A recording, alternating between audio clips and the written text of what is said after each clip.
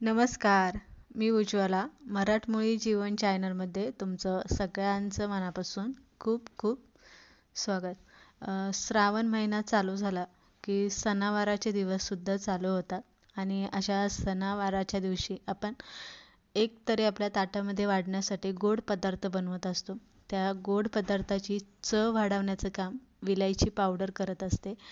आज आपण अगदी बाजारात मिळते तशीच विलायची पावडर घरी कशी बनवायची ही स्टीप बघतोय. त्यामुळे स्टीप शेवटपर्यंत बघा आणि तुम्हाला ती आवडली तर इतरांबरोबर सुद्धा ती शेअर करा. तर चला पटकन सुरुवात करू आपण. विलायची पावडर. आता विलायची पावडर घेताना मी इथे 100 ग्रॅम विलायची घेतलेली. बाजारातून विलायची आणताना ती मोठी आणि टपकाळ जी असते हिरवी कलरची ती आणायची. एक छोटी वाटी मी सुंठ पावडर घेतलेली. विलायची पावडर बनवताना सुंठ पावडर आवर्जून त्यामध्ये घालायची. म्हणजे काय होतं, खाताना पण आपल्या पदार्थामध्ये सुंठ पावडर मिसळली जाते.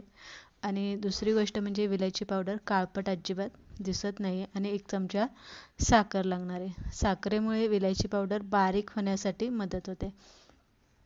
विलायची पावडर आपल्याला कढई गरम केलेली आहे आणि त्यामध्ये विलायची पावडर घालून आपल्याला फक्त तिला कडकपणा येईपर्यंतच आपल्याला तिला गरम करायची. म्हणजे अजिबात भाजून घ्यायची नाही किंवा तिला डाग पडले पाहिजे असं अजिबात करायचं नाही. तर फक्त हलकीशी आपल्याला तिला गरम करायची आणि गरम कढईमध्येच अशी आपल्याला पसरून ती गार होऊन द्यायची. एकदा गार झाली की मग आपण याची विलायची पावडर बनवून घेणार आहे. आता विलायची पावडर गार झालेली. विलायची पावडर बनवताना शक्यतो मिक्सरचं छोटं भांडं वापरायचं आणि त्याच्यात बनवायची. म्हणजे ती व्यवस्थित बारीक वाटली जाते.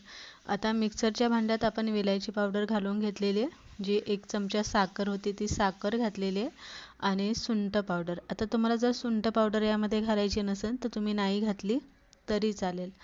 एकत्र करायचं आणि मिक्सरला बारीक अशी वाटून घ्यायची. आता आपण ही विलायची पावडर मिक्सरला वाटून घेतली की आपल्याला तशी डब्यात भरून ठेवायची नाही, तर चाळणीने तिला आपल्याला चाळून घ्यायची. म्हणजे जर काही असे केस असं म्हणतात ना, के असतात विलायचीच्या मागच्या सालीचे जे सालपाटांचं ते सुद्धा निघून जातं. आता इथे चाळून घेतली की तुम्हाला दाखवते की एकदम बारीक अशी पावडर झालेली आहे.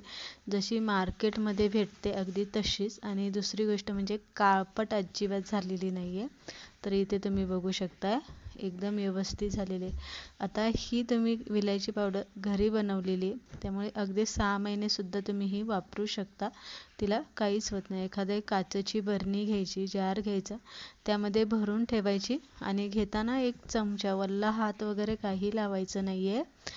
अशा पद्धतीने आपण इथे विलायची पावडर घरीच कशी बनवायची ही किचन टिप इथे मी तुमच्याबरोबर शेअर केलेली आहे. तुम्हाला ती आवडली असेल तर इतरांबरोबर सुद्धा तुम्ही शेअर करा. म्हणजे सगळ्यांना विकतची आणण्यापेक्षा घरी बनवणं सोपं असतं.